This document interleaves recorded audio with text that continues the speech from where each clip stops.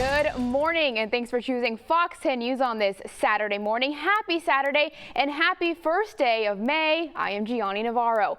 Well, Matt, the temperatures are heating up, and we've definitely had those April showers. Well, those showers continue into May.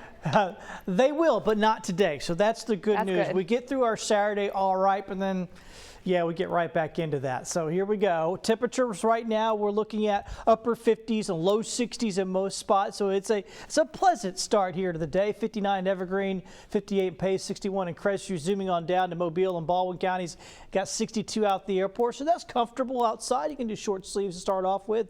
The Eastern Shore over there in Fairhope at 59. Well, it's 58 in Foley and 61 in Gulf Shores. All in all, like I said, not bad. The radar is clear here this morning. That's always important, especially on a Saturday. So today, no problems, looking pretty good, but you can see this over here. There's the but, right? Over in Houston and over around Texas, we got an area of rain, and that area is going to come through tomorrow. So your Sunday is going to be a washout. So enjoy today. Today is a good one. Tomorrow, not so much. Here's the futurecast for today. Like I said, yeah, some clouds around, and those clouds will likely thicken up a little bit later on today, but things should stay pretty quiet. We might get a sprinkler too this evening, so if you have some Saturday night plans, that's one thing to keep in mind, but otherwise looking pretty good here throughout the day. Temperature-wise, well, it's going to warm up. We're going to be well up into the 80s here this afternoon. Like Gianni said, it's going to be a warm day out there. Temperatures up into the 80s here this afternoon. All in all, looking pretty good once again for your Saturday. This is tomorrow, your Sunday. There is some risks of some severe weather. I'll break this down for you coming up in just a few minutes. Matt, thank you. Well, today marks 10 years since the death of al-Qaeda leader Osama bin Laden. Now, bin Laden was killed in a firefight with U.S. forces in Pakistan, bringing an end to a nearly decade-long worldwide hunt for the man who masterminded the September 11th attacks. Now, the late-night announcement of his demise coming from then-President Barack Obama, news of his death leading to celebrations in Washington, D.C. and New York. Bin Laden was killed at his hideout in a Pakistani city. And in other news this morning, some serious allegations against a former teacher this morning. William Gardner, or Billy Gardner as he is known, is charged with transmitting obscene material to children, which is a felony. Authorities telling us he is accused of having sexually charged text conversations with a former student. Now, investigators say the victim is from Washington County, and the alleged activity has been going on for at least 5 years. While Gardner was a teacher at Leroy High School back in 2018 before his license was revoked. I received information from a parent about some concerning conversations between a child and William Gardner, and after further investigating it, I located some sexually charged conversations and some media images that were exchanged between the two that violated some of our state laws and would violate federal laws also. Now, Washington County authorities tell us Gardner also worked in Mobile County and possibly Baldwin County and are concerned there could be other victims. We're told authorities will be holding a news conference Monday afternoon to give us more details on the case. And if your child was coached or taught by Billy Gardner, authorities want you to ask them some tough questions. They say to let them know if there are any concerns. And the hunt is still on for the thieves who hit a local car dealership, causing tens of thousands of dollars in damage to more than 24 cars. The bandits cut a hole in a side fence. They then crawled onto the car lot and started stealing catalytic converters. Mobile Mitsubishi says all 25 vehicles were hit.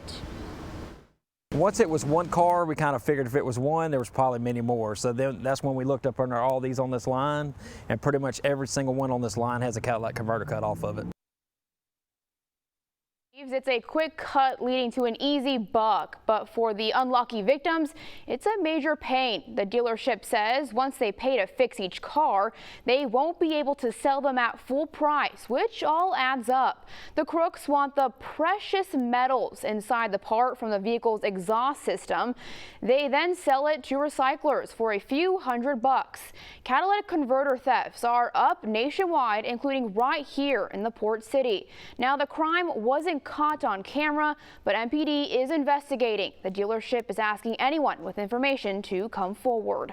And the catalytic converter thefts keeping MPD busy. At least 6 people arrested over the last 3 months trying to sell those stolen catalytic converters to the businesses you see there on your screen.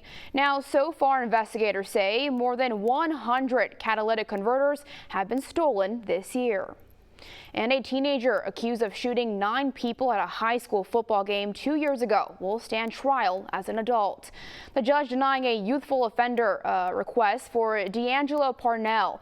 Had the judge granted the request, the move would have sealed the court records and capped punishment at 3 years in prison.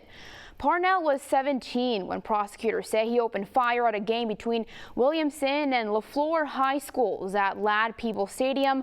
9 people suffered injuries, resulting in 9 counts of attempted murder. Now, he was a LaFleur student at the time. Just this past December, Parnell got in trouble for allegedly assaulting and robbing a fellow inmate at Metro. His arraignment hearing is set for May 13th. And millions of Americans have now been vaccinated against COVID-19, but demand has slowed down in parts of the U.S. Public health officials say they're now working to get shots to hard-to-reach communities. Fox News correspondent Jonathan Seri has more. A major milestone in the nation's vaccine rollout. The White House announcing Friday more than 100 million Americans are now fully vaccinated against COVID-19, nearly double the number of people a month ago. The Biden administration says it's working to educate people who still have concerns over the vaccine. Our efforts are focused on mobilizing trusted messengers, which include doctors and nurses, faith leaders, and family members to get information out to people. Demand for the vaccine has gone down in parts of the country. Los Angeles officials announced Friday that Dodger Stadium's vaccination site, one of the largest in the U.S., will shut down by the end of May. But public health officials say they expect vaccination rates to fluctuate.